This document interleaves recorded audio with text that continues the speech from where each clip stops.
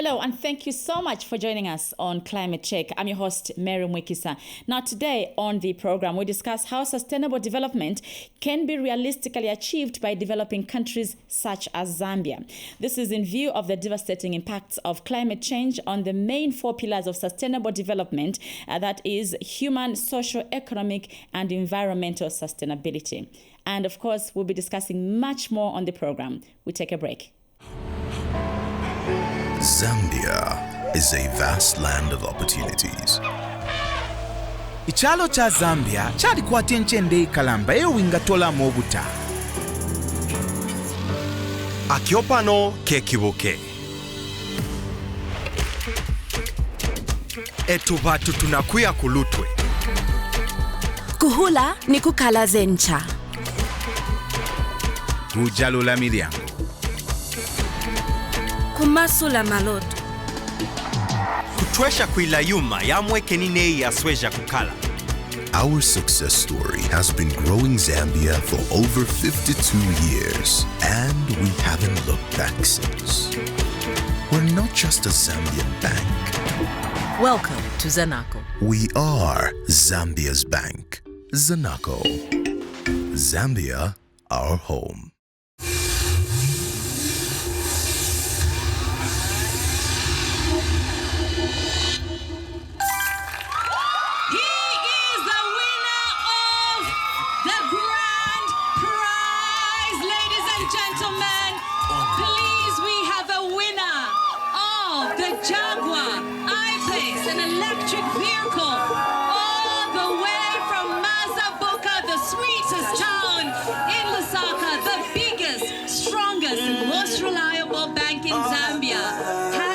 Such an incredible prize. An electric moment. Zanaco has handed over the grand prize to the winner of the just ended Deposit, Save and Win campaign and Zanaco's sustainability drive.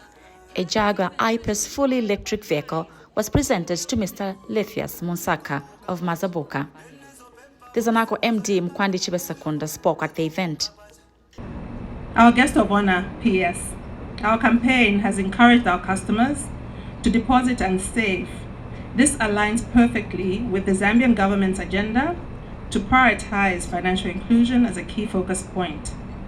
The grand prize is particularly special to Zanaco as it speaks to our sustainability drive, and it aligns well with government's sustainability agenda driven by the Ministry of Green Economy and Environment. We believe in corporate environmental responsibility, and giving away a vehicle that's in line with our green environment drive is one way of staying true to our position on preservation of our planet for future generations. Government was represented by Permanent Secretary in the Ministry of Green Economy and Environment, Dr. Dauti Chibamba. We believe a green economy agenda will offer the Zambian people a secure and sustainable future.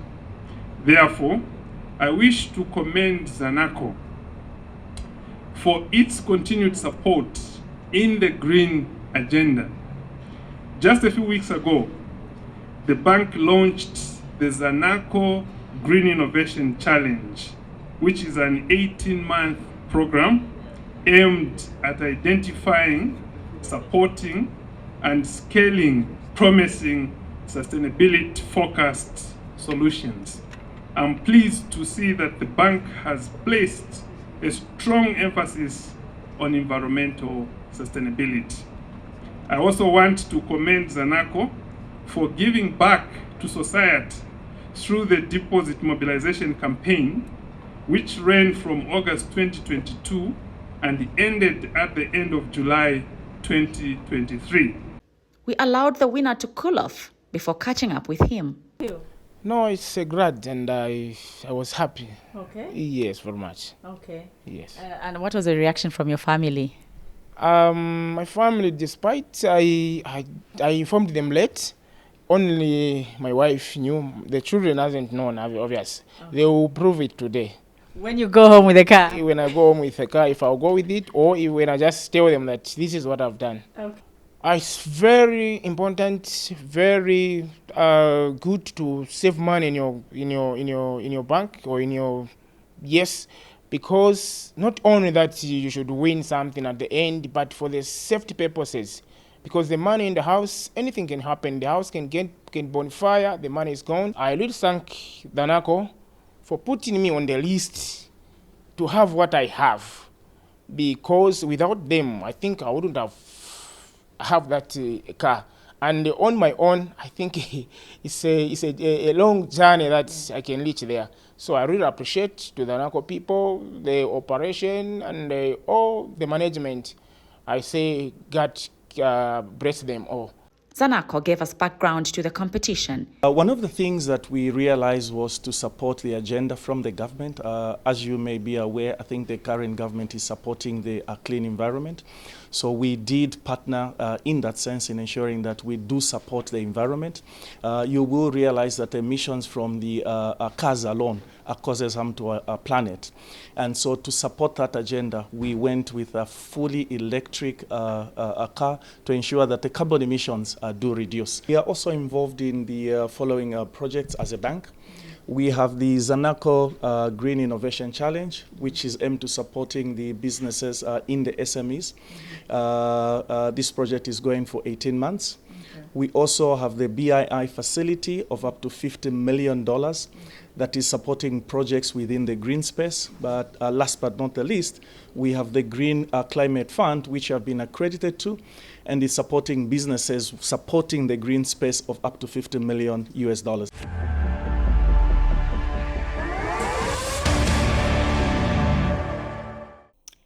This is Climate Check, and now we shift our attention to sustainable development as a means of achieving our Agenda 2063 for Africa, which is focused on achieving an entrenched and flourishing culture of human rights, democracy, gender equality, inclusion, and peace, among other things. Now, joining me in studio is Dr. Bravery Siamavele, who is a development expert from the Department of Development Studies at the University of Zambia. Doc, thank you for joining us on Climate Check. Thank you so much. Thank you for having me here. Now, let's first understand sustainable development in its context with its 4 pillars vis-a-vis the fact that we are dealing with climate change. Okay, thank you. It's a good topic actually to discuss because it tells us the realities of what the society is facing. And also when we are talking about sustainable development, we are trying to anchor our development interventions to help the current society realize the benefits without compromising the future generation from realizing their benefits from the same resources. So it's a good discussion at a very critical moment when we are very much impacted by the implications of climate change. Mm-hmm.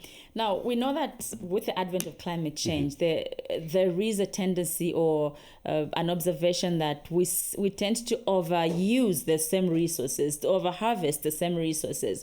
And this jeopardizes the next generation that we need to incorporate even as we plan for the future. You are right, and in most cases, what leads to that is failures to do climate checks as a society. What we are seeing in the current, generation, are the repercussions of the previous, the old generation. Mm-hmm. So in most cases, when we talk about development, people focus much on economic growth, just improving their economic productivity, and also looking at making more money without actually thinking or having a second eye on where the future generations will enjoy. If you look at KK's, for example, if I can give you KK's development interventions, you could see some of the futuristic. He had discovered all these mines, all these natural resources, which Zambia then could have enjoyed. And if they wished, they could have exploited all the natural resources. But he strategically opened the mines that could feed the generation of the then. But now what we have now is a bit of worrying because we are looking more at economic production, improving incomes and employment without actually checking ourselves on how far we are in taking consideration of the future generations. So it's a very critical moment that societies have found themselves globally. Now, a country like Zambia, which is obviously still developing, is sustainable development achievable? Oh, yes, it is. It is. But it requires walking the talk now. we talk a lot in as far as policies are concerned. And like I always say, we have prudent and sound policies in developing countries. I've actually drawn from these SDGs, Africa Agenda 2063. You know, when you read the Africa Africa Agenda 2063, it sounds so well. And it makes you actually imagine life after 2063. But what are we doing about it towards the Africa 2063? I think there is a lot of talking, and I can see some anger in some presidents. Even our own president, when he was talking, at the recent debt restructuring, he stressed a lot about taking key responsibilities for all the implications we are making on climate change. And when we refer to the president of Kenya, William Ruto, Yes. he sounded so emotional when he's talking about climate change. You can see the seriousness, because if you just look, this is just about maybe the 14th or 15th of September. Yes. And look at the heat we are facing now. What more October and November? It will be unbearable. So yes, we are talking about sustainable development, but I think there is a lot that we need to do in as far as preservation of the natural resources, conservation of the natural resources, just so we can preserve for the future generations, even just our own generation, our children. We are not so futuristic at all. If you look at, I'll give an example where I'm coming from. If you look at my father, when he was marrying, he had a piece of land. And in that piece of land, the old man did not see that in the next 10, 15 years, he will have 20 of children or 18 of children or 15 of children. And now all these children are supposed to benefit from that small piece of land. And then we look at the agricultural mechanisms that they are using. They are all but destructive to the environment. So it's high time we checked our economic advancements and also bearing in mind the repercussions that we're facing for climate change. And I'm glad you've touched on one critical area of agriculture, because that's what guarantees our food security. And as a country, we have seen some farmers from down south shifting up north, because the land has become, the soils are depleted, the precipitation has been affected, the rainfall pattern is unpredictable. Because we need to feed, and the population is growing, so the demand for food is increasing. How can we balance the two at the same time, bearing in mind that we need to protect the environment? Because we still need to feed. Of course. Now, I think there are quite a number of issues that can be addressed under that. And thank you. That's a very good question, because I think you have rightly put it. There is a huge migration from the south to the forest reserved societies. But I think what we can do is one thing we need to take into consideration is to move away from just agricultural expansion to look at agriculture intensification as well, which then takes into consideration issues of crop diversification, crop rotation, intercropping, which then does not destroy the fertility of the soil. So what we have in the southern part is people were more of agriculture expansion. They were more of looking at productivity in as far as the land, in terms of exploitation of the land. So what we need to do is to intensify in as far as agriculture activities are concerned. We need to walk the talk of crop rotation, intercropping, and crop diversification. We need to walk the talk. If you look at southern province, as you rightly put, it was more of maize production. And now, as you know, that maize does not add to the fertility of the soil. Now the production is going down. And with all these droughts and floods that are happening, it is becoming a reality of the climate change implication. Also, we need to address issues of market integration. Okay. So what we have is there is a lot of production from a small scale point of view, but then the market is not guaranteed. And in most cases, you see that no matter how, and let me just start from the fact that Zambia has had a lot of pronouncements on bumper harvest, years back, even when I was young. But then what you see is the problems after the bumper harvest. There is no guaranteed market, or there is market fluctuation. So the small scale farmer does not have an assured market which assures the incomes. And also we need to strengthen urbanization and industrialization. And we also need to intensify regulations around climate change, forest clearing of the land for agricultural production. We need to know that agriculture is one of the biggest contributors to climate change and loss of biodiversity. So Doc, how can we have policies that are speaking to each other in the Ministry of of Green Economy and Environment, you will be propagating, climate smart agriculture, conservation agriculture, intensification, as you put it, and less use of chemicals. And instead of spraying your field, why don't you do crop intercropping and ward off pests and so on and so forth. On the other hand, you have the Ministry of Agriculture that is importing huge quantities of fertilizer, which we're putting in these soils. We are in one government. We are in one home. So how can we have policies that speak to each other? You are right. I think it's high time we collaborated. It's high time we worked as a team.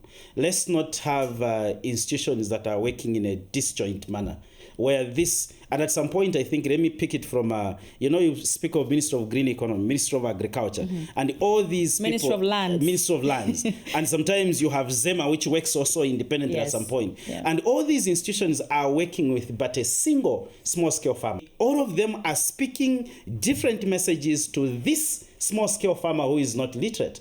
So now there is a lot of miscommunication, and also sometimes even you confuse the enemy, you confuse the small-scale farmer. So I think the ministries and institutions need to collaborate and speak one language, knowing for sure that we have one boundary, Zambia, which if we deplete the natural resources, we face the repercussions. Already we are facing the repercussions in as far as production, reduced production from the agricultural point of view. And it's not because small-scale farmers, the number of small-scale farmers into agriculture has reduced. No, the number is actually increasing.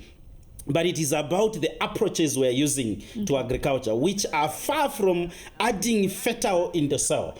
We are just focusing on crops that absorb the soil fertility, and then leaving the soil, infertile. And then what we have is soil erosion, and these are cases that we have in the most parts of the country. So what we need to work towards is to understand that ZEMA, Minister of Green Economy, Minister of Lands, and Minister of Agriculture, we are all pushing for one objective, which is development. But then as soon as we compete and we speak different language between and amongst ourselves, the sooner we lose the focal person, which is a small-scale farmer. And in as far as, because them, they depend on rain-fed agriculture. And as soon as there is a destruction in the ecosystem, then their productivity is affected. And as soon as their productivity is affected, you push the pressure to the government to provide the relief. Where do we get the money? Where do we get the money? So it's high time we checked the source of all these problems, or else we risk ourselves facing a lot of repercussions in the near future. Zambia is a vast land of opportunities. Ichalo cha Zambia chali kwa tenchende ikalamba ewingatola mobuta. Akiopano kekibuke. Etubatu tunakuya kulutwe. Kuhula ni kukala zencha. Kujalula milyango. Kumasula maloto. Kutwesha kuilayuma yamweke nine yasweja kukala. Our success story has been growing Zambia for over 52 years, and we haven't looked back since. We're not just a Zambian bank. Welcome to Zanaco. We are Zambia's bank. Zanaco. Zambia, our home. Now, lastly on the show, we talked to various stakeholders who attended the Regional Drought Workshop for Africa held recently in Lusaka. Now, the main focus of this workshop was to address drought, desertification, and ultimately achieving food security for Africa and Zambia in particular. And so we spoke to various stakeholders that attended this workshop, drawn from all over Africa and beyond.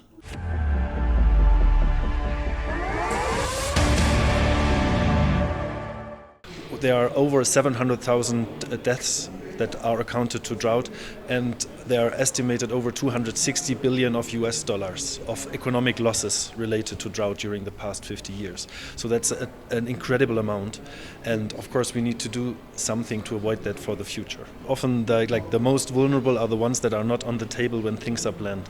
So we, from the Integrated Drought Management Program, which is a shared program between the World Meteorological Organization and the Global Water Partnership, we are especially focusing on that part. So we are supporting countries in setting up early warning systems, for example, and in integrated drought management. And we are making sure that there is a whole of society approach, that from the beginning, when these kind of technical systems are developed, really all kinds of stakeholders that are impacted by drought are on the table to help to first design the systems, implement the systems, but then also how to maintain the system, how to improve them. We attended the meeting in the question or problematic of drought.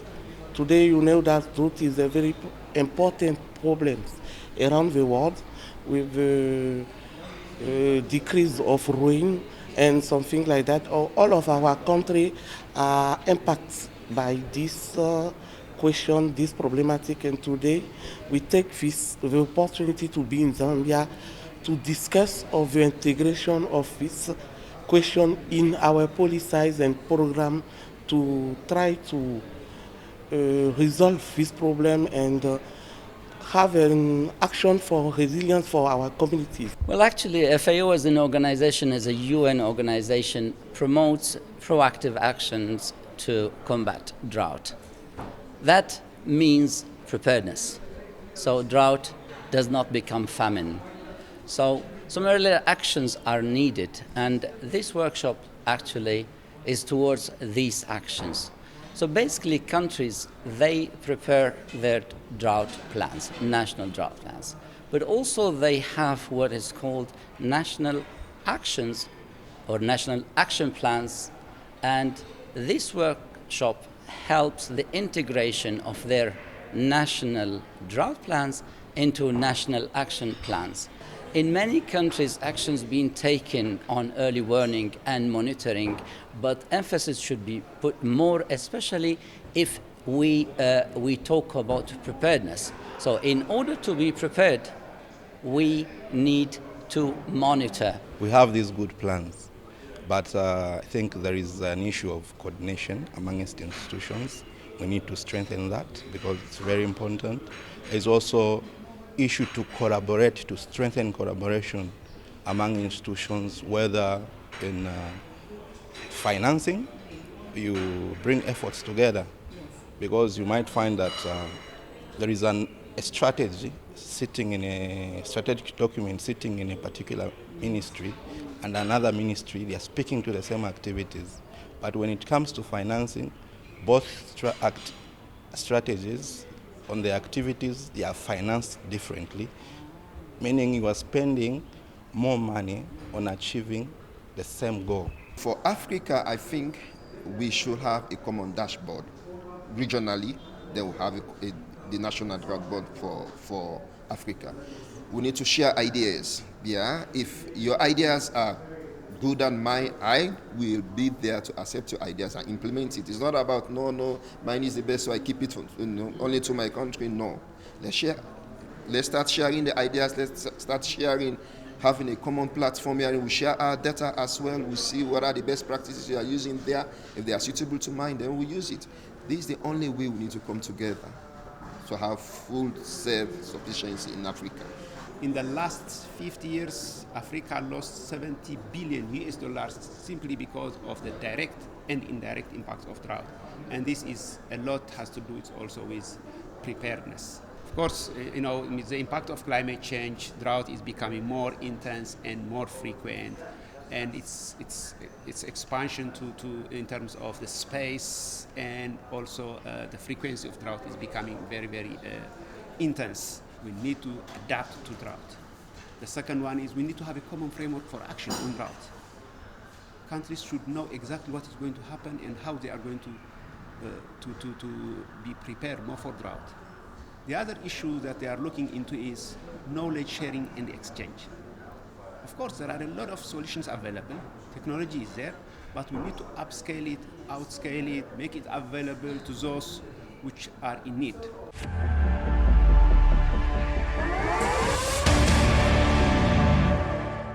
Now we've come to the end of the program, but as we end the show, I would like to sympathize with the people of Morocco, where a 6.8 magnitude earthquake has claimed over 3,000 lives and the death toll keeps increasing by the day. We really sympathize with the people of Morocco.